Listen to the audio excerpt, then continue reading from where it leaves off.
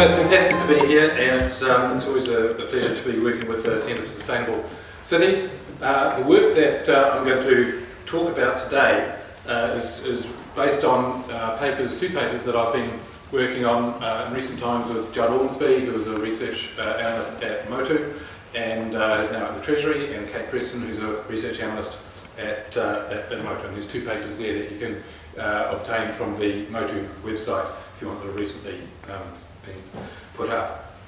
The main research question that I'm addressing here today is, if we think about settlements, whether it's a small town or a large city, they may be attractive along a number of dimensions, and we can think of different ways that we might rate a place. It could be because it's got beautiful natural amenities, as in the photo here, beautiful built amenities, great architecture, etc. It could be just have fantastic services, the sort of typical bohemian city that Richard Florida describes, or it could be a place with really high wages and productivity, and people go there because they can earn high incomes. And the question then for policymakers, as well as for researchers, is, okay, which of these things matters in terms of what makes for a great place? And does it matter for different people, and does it matter for them at different parts of their lives, different stages of their lives? There's also a secondary research question which came out of a Marsden Fund grant which we had for the last few years.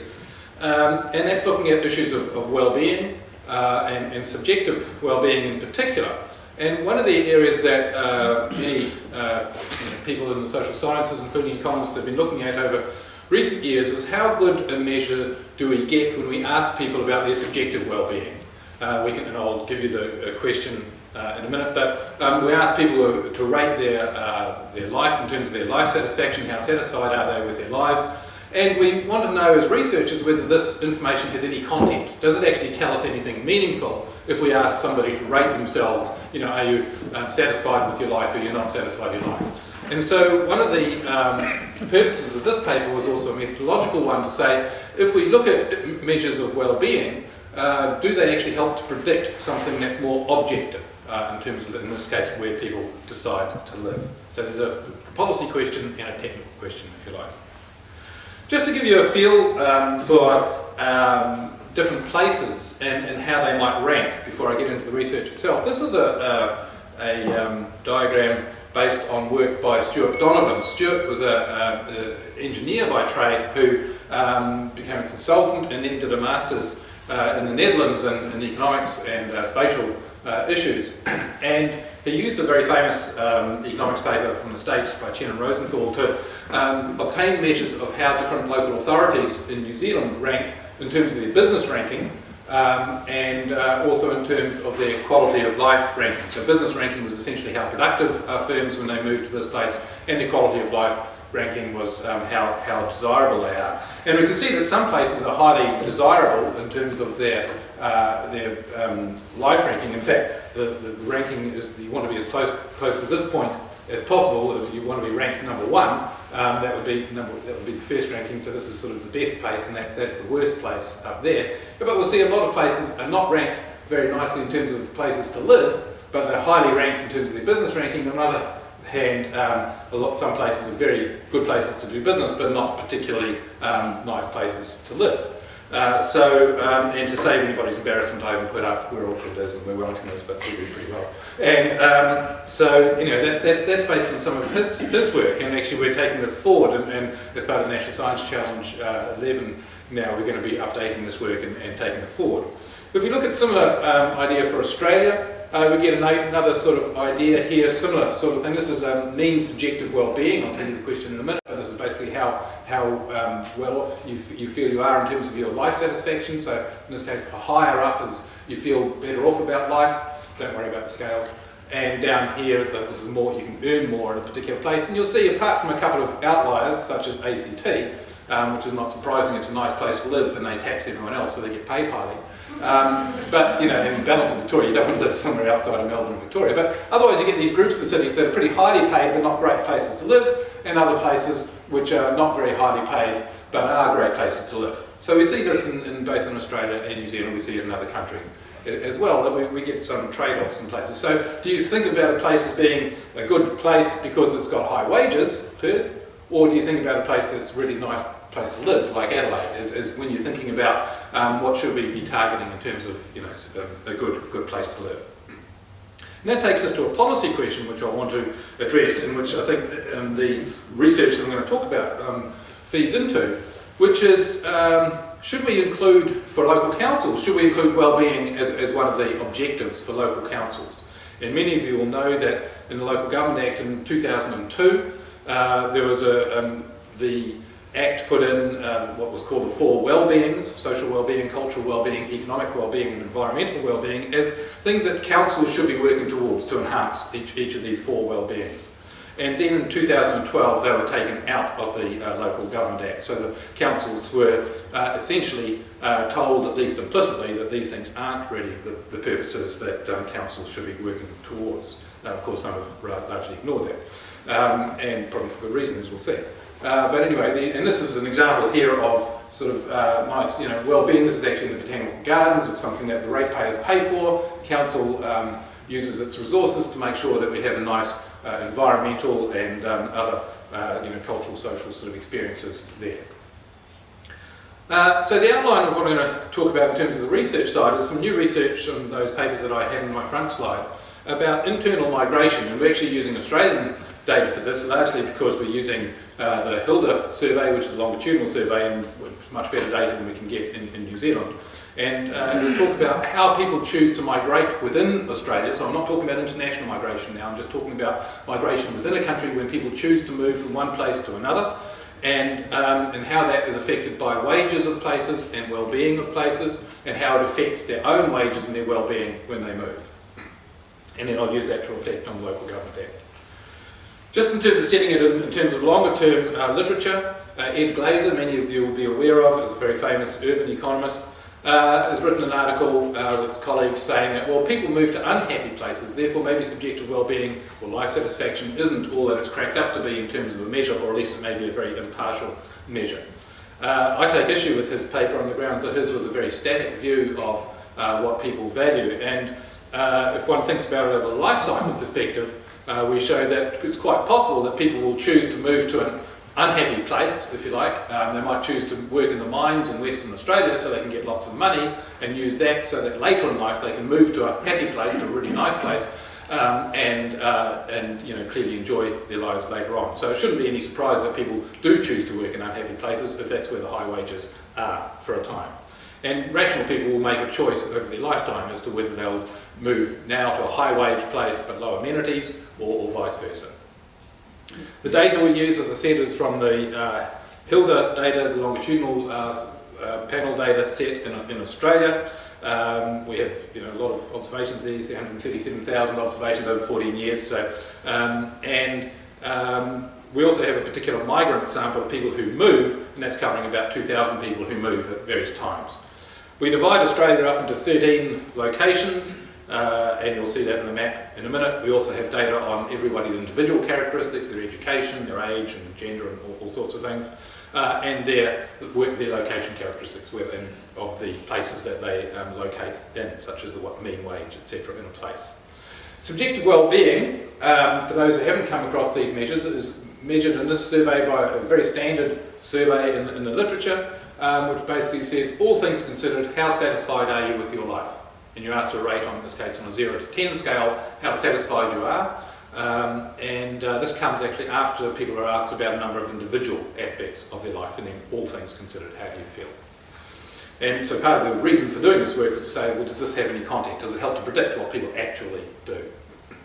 There's Australia. You'll see that generally we've got the major cities, the state capitals, in each case, plus the rest of the state, plus ACT, or Tasmania by itself, and Northern Territory. And if you want to get a feel for how happy Australians are, how satisfied they are with their lives on this scale, the mode is at 8, 8 out of 10, so about a third of the people say 8 out of 10, next highest 7 and 9, and then we've got this skew down here of people who are very unhappy. If we look at wages, there are quite a few people who don't earn anything, or earn next to nothing, not in the workforce, and then it's skewed the other way around, so we have obviously the mode here is well below the mean. If we want to think about just generally, again, just thinking about the data overall, this is a very typical situation. I haven't adjusted for age here, but what you'll see is that generally as people get richer, they get happier, and this is found in every country across the world, except right up here, the very happiest people don't do very much, but that's mainly because these are retired people. Okay, for some reason when you no longer work, you get happier. So that's the reasoning behind there. So we, in our actual empirical work, and I won't go through the details, we look at both the predictive model in terms of where people are likely to move to or move from. Do they move because, and so we're looking both at their immigration choice, whether they choose to leave where they are now and go to somewhere else. We look at that if they do leave, where are they likely to move to? If you're in Sydney and you choose to leave, do you move to a nice place that's got high subjective well-being or high wages, etc.? And we also run a model where we have the full sample where we include whether you actually choose to leave or not at the same time as choosing where to go. So that's the ex-ante model, that's the predictive model, and we look, you can both at mean subjective well-being of a place and wages of a place, predict whether you're likely to go there or not. And then we look at the actual outcomes for migrants, because we've got this unit record data for tens of thousands of migrants. So we can actually see, or in this case 2,000 migrants, sorry, people who actually choose to leave, whether when they do leave, does their wage go up and does their subjective well-being go up? Does it change? And so we can actually look at what actually happens to them. And we model them for 4 years before they migrate and 4 years after they migrate to see whether it's sustained or not. And I'll just talk about the summary of the findings. Not surprisingly, most people choose to stay where they are from 1 year to the next. 99% of Tasmanians stay where they are from 1 year to the next, and 91% of Northern Territory people choose to stay where they are. So that's sort of the extremes. And so it doesn't really matter whether you're in an unhappy place or a happy place, you're most likely to stay there. And the main thing that makes people leave is labour market factors. It's either low wages or high unemployment. Those are the things that actually cause you to decide to leave a place. But then once you decide to leave, the things that the main attractor of where you go to turns out to be that you tend to go to places with high subjective well-being. You go to places that are happy, and the wage side is not a major attractor. You decide to leave, then you go to somewhere which looks like a nice place to live. There is a lot of heterogeneity here, so different people make different choices. Okay, I'll make that clear. Now, for the ex-post side, I'll show you some graphs coming up, and I'll help you to interpret them. Hopefully they're quite easy to interpret. And what we do is look at the, after controlling for everyone's individual characteristics, we'll look at how people's well-being changes when they migrate relative to what it was before they migrated. So we're going to do it relative to the year before they migrate. We look at both their wages and their subjective well-being. And in the papers there's a whole host of other graphs that you can choose to look at if you want. So what this graph shows is that at year 0 is the year they migrate. So we're doing everything compared with the year -1, which is the year before they migrate. And this is their wage path relative to the year the year before they migrated. So their wages are pretty constant. These are 90% error confidence intervals. So these things. So their wages are fairly constant before they migrate, and then they go upwards after they migrate, but actually not significantly different to 0. So, and we'd expect most people during their lifetime to be having gradually increasing wages anyway. So this is basically saying wages really don't change much when people migrate. Okay, this is within Australia. On the other hand, when we look at subjective well-being compared with the year before they migrate, generally speaking it's been declining a little bit, maybe significant, maybe not. So that's part of the reason maybe why they chose to migrate. And then when they do migrate, they get a big upward shift in their subjective well-being, and it stays. Okay, it stays up there, it's flat. Now this is a very unusual result in the well-being literature. The size of this increase is about the same size as you get upon getting married. Okay, and which is one of the biggest positives for people's well-being. But for most things, this dissipates after 4 years. And not just for marriage, but including everything else. It tends to dissipate and go back towards 0. So this finding that it actually stays up is very, very unusual. If we do it by gender, we'll see that males tend to get an increase in wages when they migrate, females don't. This is very common in literature, and our second paper actually delves into this, being with your singles or couples, and whether you're a trading spouse or not, etc. That's the other paper. But on well-being terms, females tend to do better in terms of well-being when they migrate than males. And again, when we split it up in the other paper, this is a very consistent result. It doesn't matter whether you're a trading spouse and a couple or a single, whatever, females end up being happier when they migrate and males end up earning more money. So that's just the way it is. That's what the data is. These are Australians, of course. But if we look at the reason for moving, if you decide to move for a work-related reason, your wages go up. If you decide not to work, if you just move for another reason, your wages don't go up. That stands to reason. And if you move for a new lifestyle, you hardly get any change in wages, maybe a tiny bit, but you get a much bigger increase in well-being. So these things are all as we would expect. So just to summarise those results, what do we make of them overall? Well, certainly when we look at people who actually do migrate, there's a big increase in subjective well-being for those people, especially if you've moved for non-work related reasons.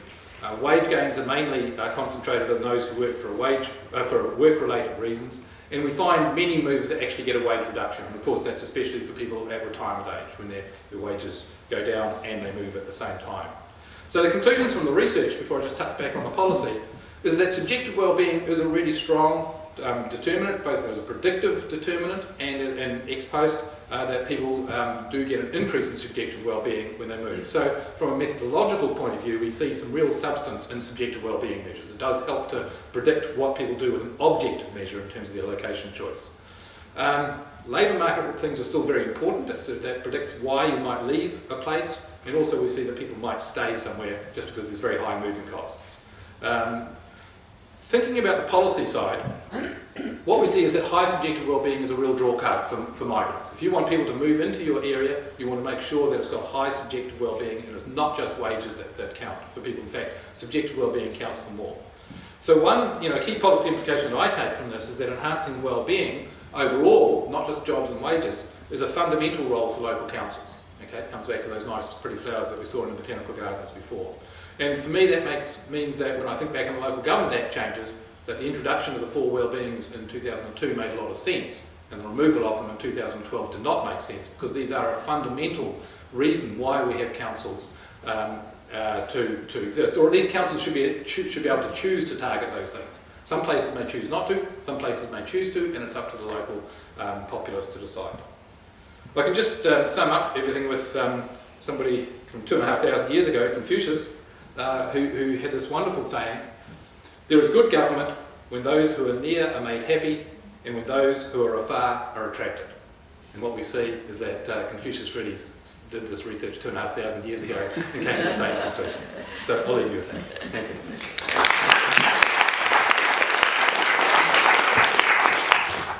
Good afternoon, everyone. It's a pleasure to be here and to introduce some New Zealand evidence which we can contrast with the Australian, although there are differences in the studies that I'll be referring to and those that Arthur's, which means we can ask slightly different questions, but the overlap is interesting. I'm going to talk about 2 surveys in New Zealand. One's a New Zealand Quality of Life survey, introduced by urban consortiums and very much locally based, so it actually came out of local government. And I want to ask 2 questions. Does New Zealand have low and high wellbeing cities? And do we exhibit different degrees of urban pride? I'll explain why I'm talking about urban pride in a minute. The second survey I'm going to be drawing on is a survey of dynamics of motivation and migration, which was introduced or administered by Stats New Zealand in 2007, essentially allowed us to look at people who migrate between 2005 and 2006. And that's a very large study in which we can actually observe about 5,000 movers. And the questions I want to ask there is what motivates internal migration within New Zealand, and do existing locations constrain mobility, and does migration raise well-being, or what we call post-move satisfaction? Let's look at the first of the surveys, and these are the cities that participated in the survey, the 12 of them, in that particular period. The numbers have changed over time. But this we draw on. The first one I looked at was the 2004 one, and in a paper in the Social Policy Journal. And what was really interesting there is when we estimated the probability of being very happy along the bottom, very happy, happy or very unhappy, we see differences between the cities, which are on the x-axis. So we post-estimated probability here, and we've done so for the different cities. And Auckland here is right at the bottom, and the other cities, I think you can read, moving up. What's important here is that the probability, the primary variance, the differences in satisfaction is due to the difference between being happy and very happy in this particular measure of subjective well-being. I'm going to be talking about 3 different measures, not just satisfaction. So this is the happiness one, which is a measure of mood, as opposed to reflection, which is more appropriate, or which dominant, which drives the formulation of the life satisfaction question. So when I encountered this, I was able to say yes. According to this particular survey, we do have differences in New Zealand in the likelihood that people are happy. And this is after controlling for their various attributes that determine influence. So these are estimates of location effects. Then I wanted to expand this to control for not just the attributes of the individuals, but also the attributes of some features of the cities. For example, accessibility to services, which is one of the primary reasons we move to cities. So the control variables in this particular analysis are a more extensive one. So this one that comes out of regional studies, and by the way, all the papers I refer to are going to be made available on the sustainability site. So again, we're referring to happiness, and we're interested here in the way happiness varies, average happiness varies across the different cities. And the first of these refers to an estimate without any controls for people's attributes. And we know that people's attributes are very important. They actually dominate things. So place effects are never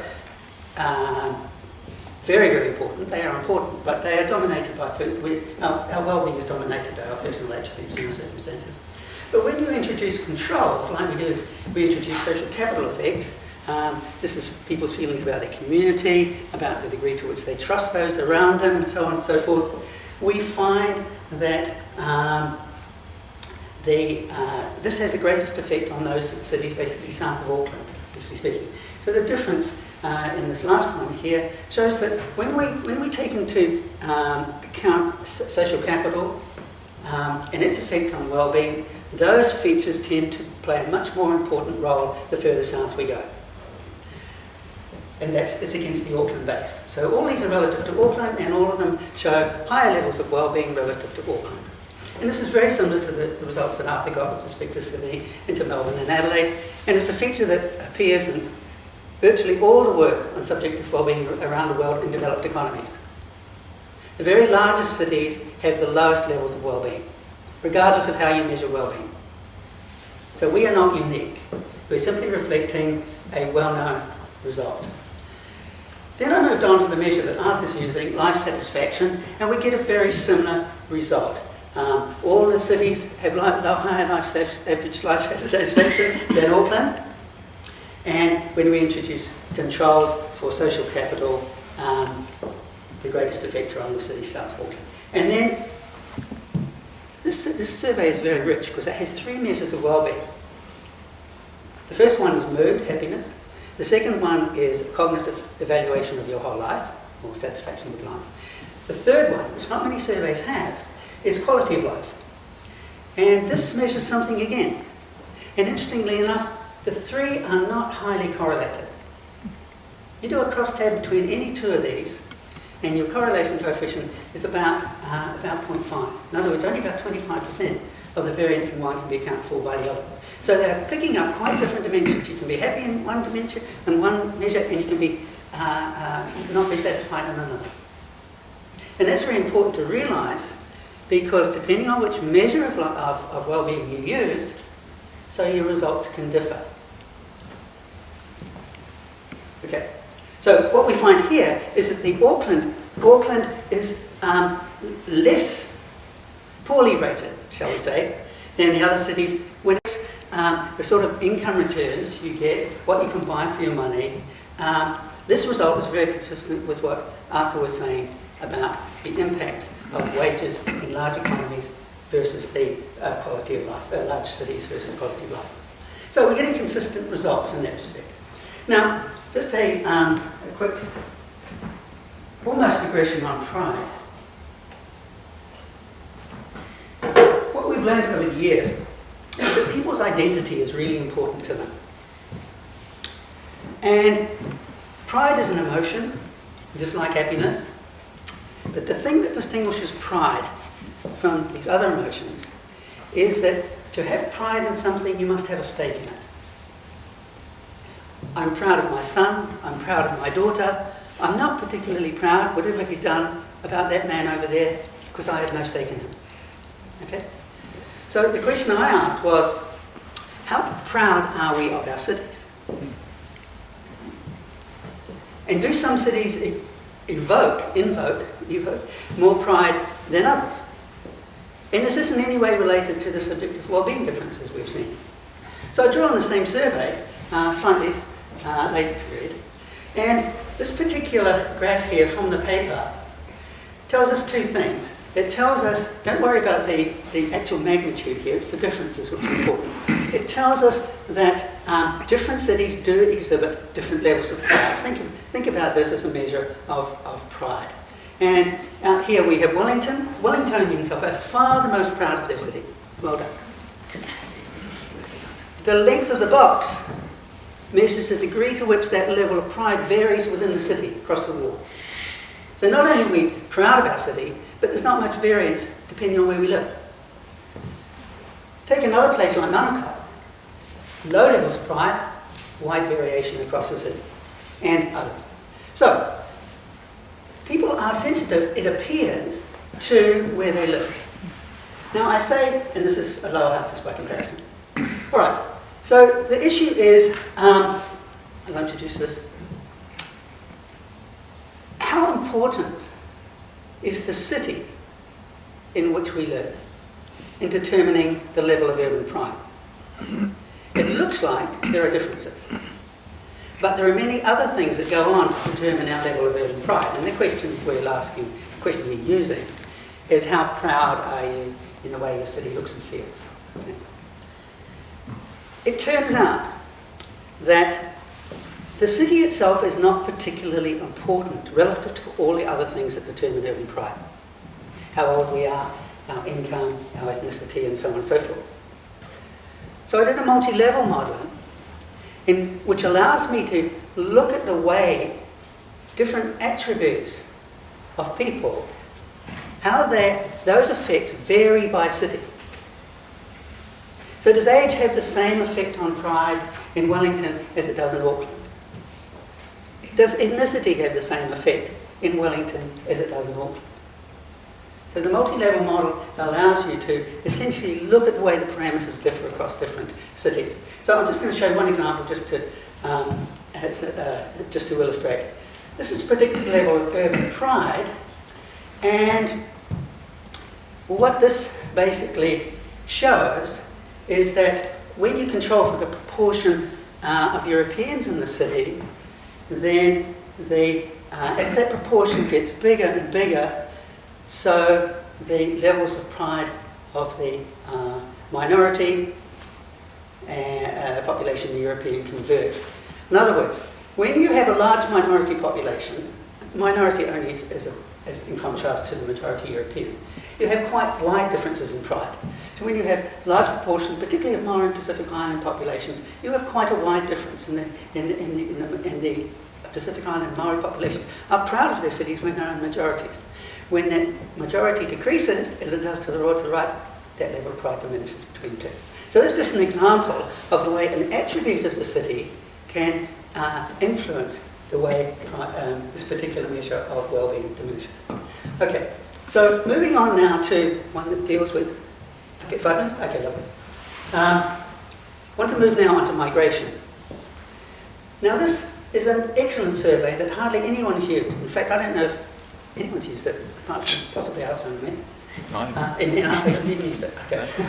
So maybe that is one. I must mention the work of my PhD student, Michael Sloan, who did an excellent thesis using this, and it'll be up on the web and contains a lot more detail than I have.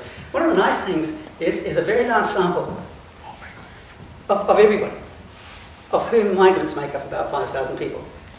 Now, being geographers, we're very conscious of the importance of measuring space and place. And so we've done so using two partitions of the country, one into local labour markets and one into regions. And we've essentially looked at the way people move from one local labour market to the other, and then we used a distance measure, and then we used movements between regions. So we have a greater level of spatial sensitivity than, for example, Harper was able to use in the Australian case, which is definitely something we can exploit more, I think. So what did we find?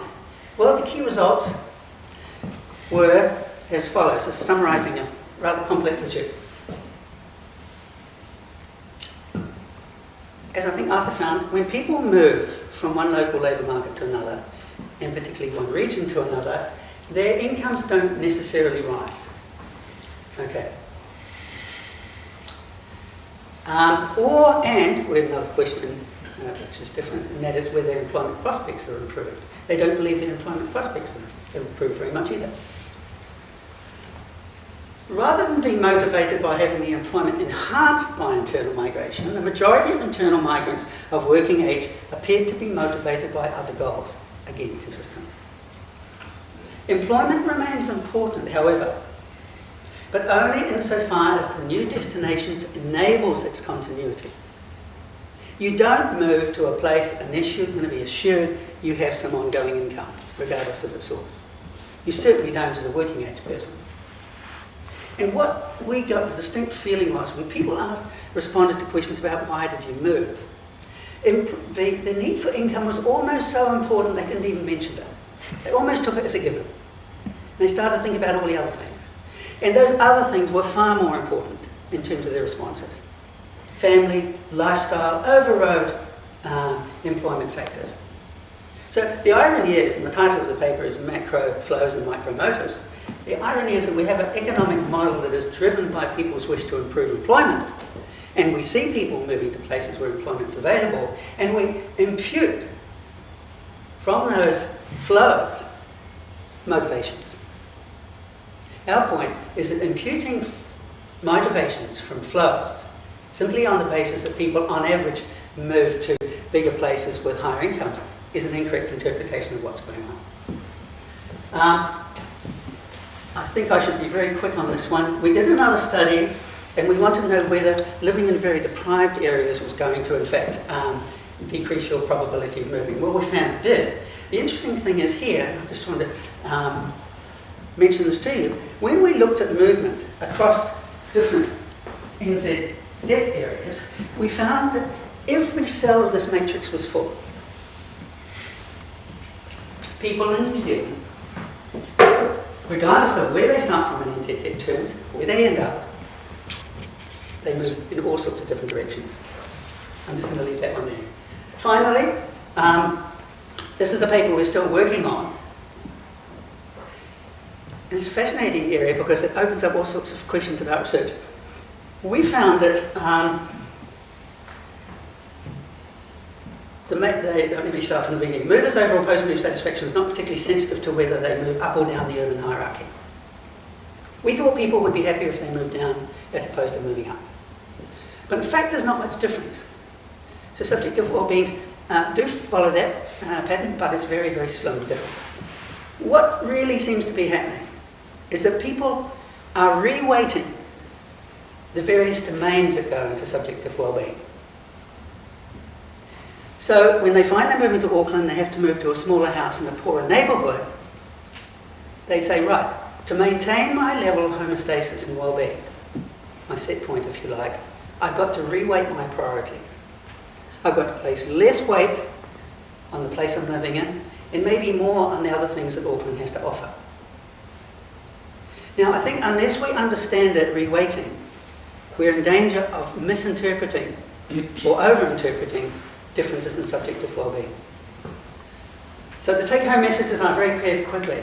Almost everybody moves, but not very often, and usually they usually stay in the same city. That's just a fact. And therefore the implication of that is let's keep people where they are. Let's stop people moving up if you're a local body. The motivations are mostly non-economic, but they're constrained by employment opportunities. People are risk minimisers when it comes to income and employment. They say, okay, I'm going to move and I'm going to minimise the risk of not having a job, but I don't really care too much whether my income goes up a little bit or down a little bit.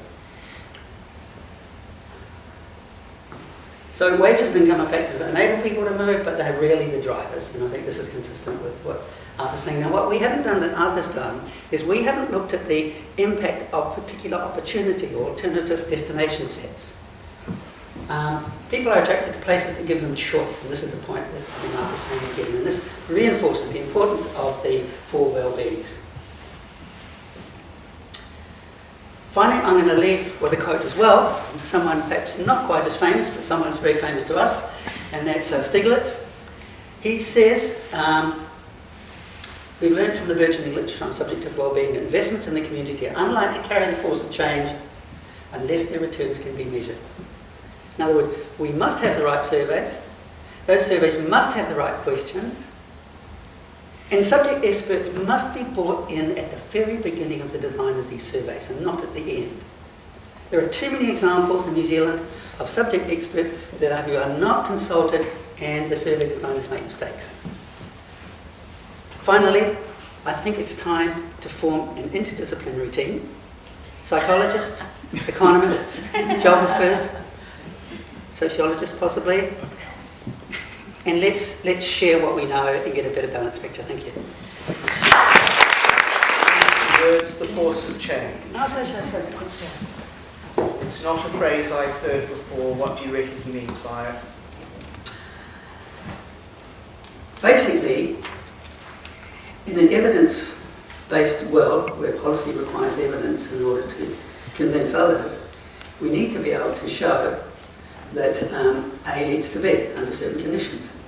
In other words, if we're going to bring about change, we must be able to supply the evidence that shows we're going to get the desired result if we do this, this and this.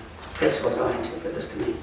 And this is in the context of an international world, but driven largely by what's happening in developed economies, where economists are realising that the gross domestic product per capita is an inadequate measure of well-being.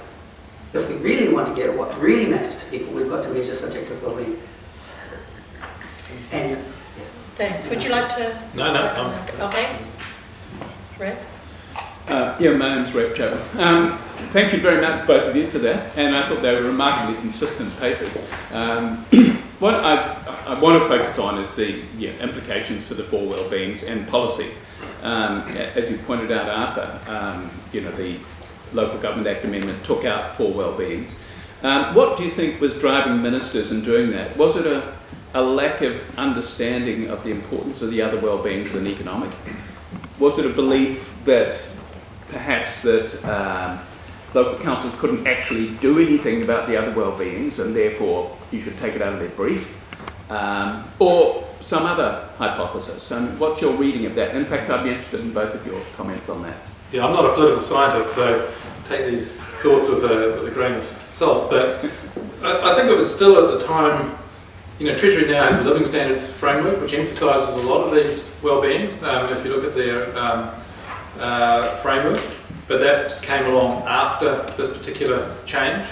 I think the emphasis at that stage, both of the government and of many of its advisors, was that quite a narrow definition of economic achievement was appropriate, which was still focused on things like GDP as the dominant measure, and therefore that clearly resources are limited, and if councils have limited resources, I think they thought they should be targeting toward where the major economic benefits were, the narrow economic benefits rather than the broader ones. That would be my interpretation of what happened, but as I say, I'm not a political scientist. So.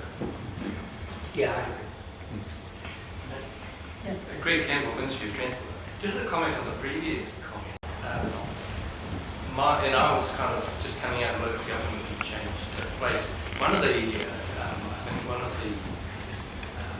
factors behind the taking out of the 4 well-beings was the fact or the impression that local government expenditure was increasing well beyond the rate of inflation. And in effect, it was a desire to kind of bring local government back to almost rubbish roads and rats sort of Second, but I also have a question, and to either of you. Does this research kind of mean that you've kind of empirically proven the Richard Florida brings? Is that fair to say?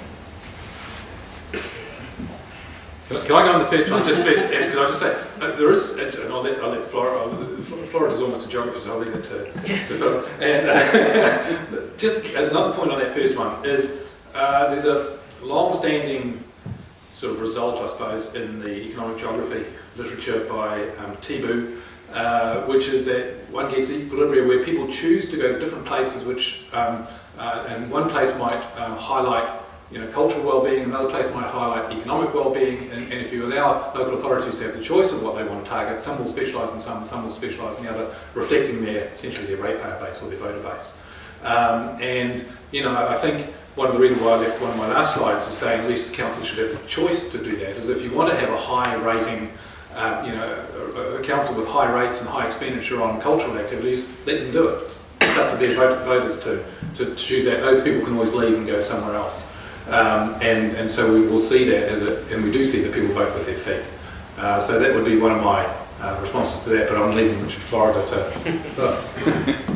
Yeah, well, fortunately or unfortunately, Richard Florida is a geographer.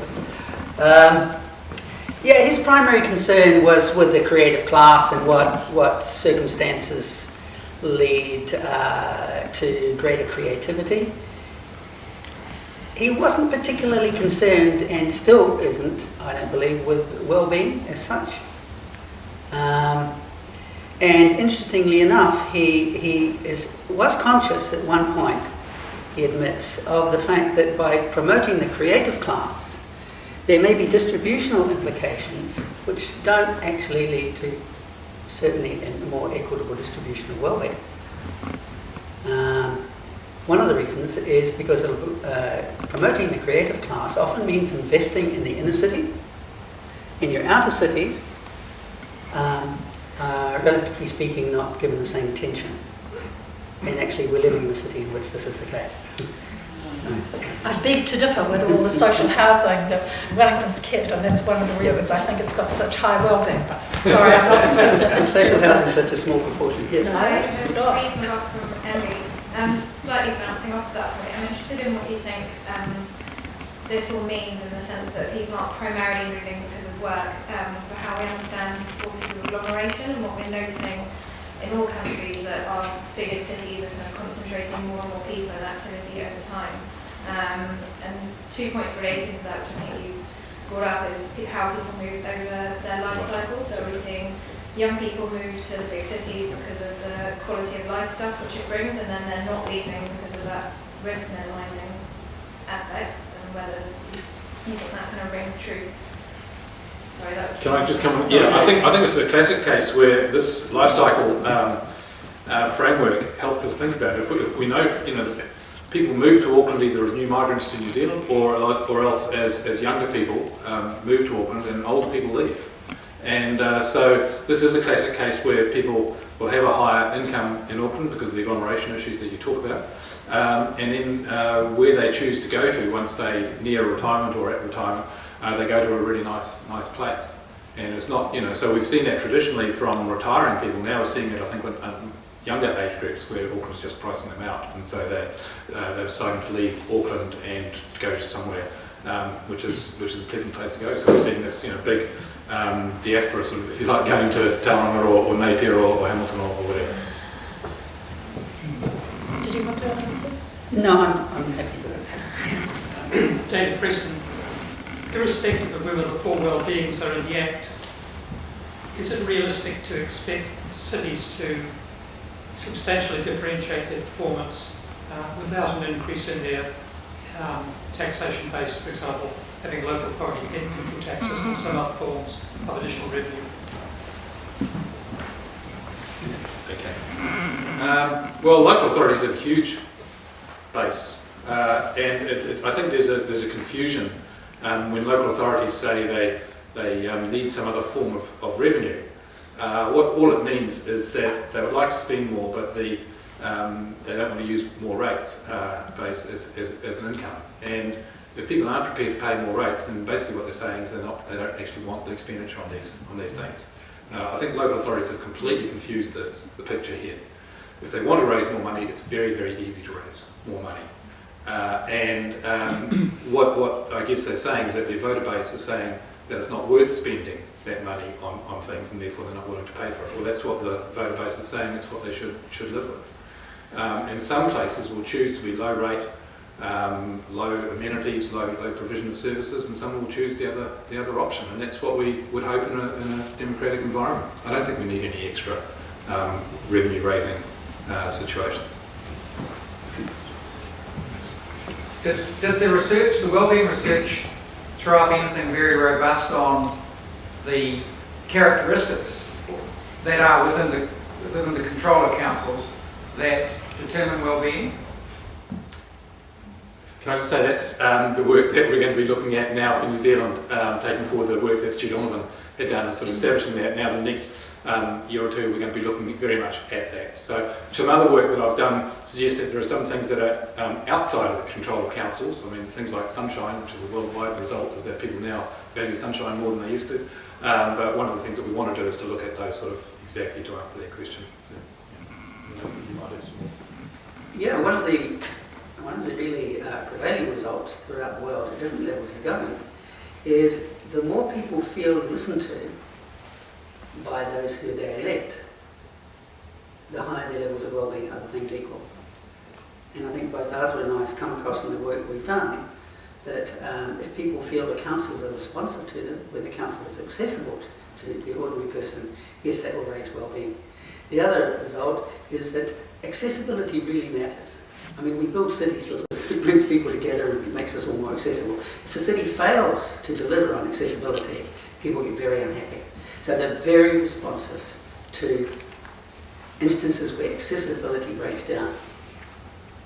Do you want to follow up on that one? Sorry. Just a follow-up just on the... Go on. It's a done deal, but in all of this it sounds as if something as large as Auckland is going to struggle to satisfy a number of their well-being objectives. And for a start, But it will satisfy some of the income objectives. And you know, as part of this life cycle approach, you probably want some places that offer high wages if people can then leave later on. I was thinking more of the listening. Okay, thank you. That's great. We're going to have lunch afterwards, and people who are really keen to continue the conversation come to Motunika. But I'd like to pass to Flynn here. Sorry. Hi, I'm Vanessa Scott from the Open Polytechnic. Just had a question about children, really. So I am presuming that the people who answer these surveys are all adults, and you've talked about how local policy makers will be focusing on their rater base, and those are people who are all over 18, I presume, and engaged in voting. And so in some households you'll have two people living there, and both of them are ratepayers and voters. And in other households you might have 7 people living there, of whom only one is over 18 and is a voter and ratepayer. So I'm just wondering how the views of children and their well-being in the cities that they live in can be included in these issues. Okay, thanks for that. Do you come across much research on this one? There's a growing interest in this question.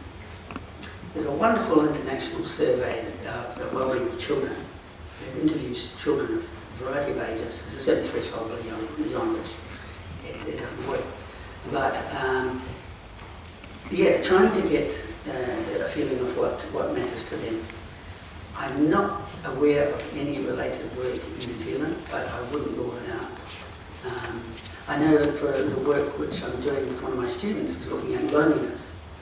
And we're interested in the relationship between the loneliness of, this is what we're doing with some psychologists, the loneliness associated of children at school and the importance of distance from the school and things like that. So there is work going on young people, but it's minor yet. Yeah, well, interestingly, I was just approached by somebody from the University of Waikato, part-time University of Waikato, who wants to look exactly at this subject in conjunction with some researchers from York University, which may be who are running the work that you're talking about, where they're doing worldwide sort of work on this. So I think it is in its, well, I was going to say in its infancy. Well, thank you both very much. Can you join me?